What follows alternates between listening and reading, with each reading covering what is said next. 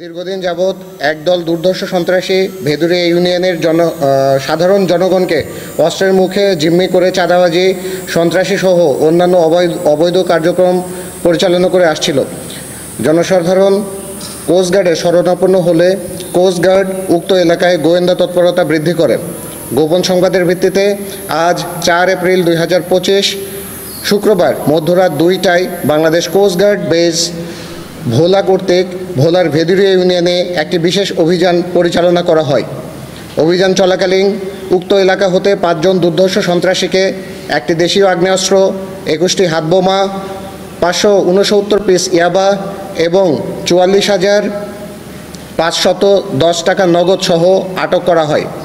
আটককৃত ব্যক্তিদের নামে থানায় একাধিক মামলা রয়েছে বলে জানা যায়।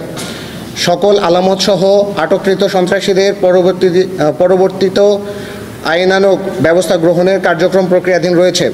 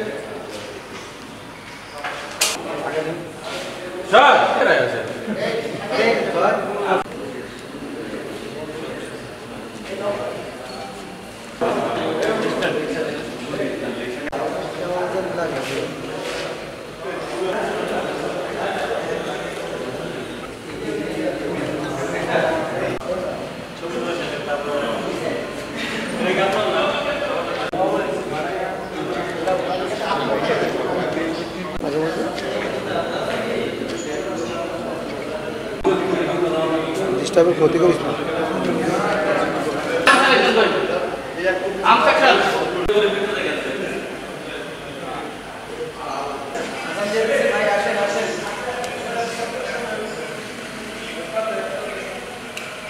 সুদা লাগা ভাই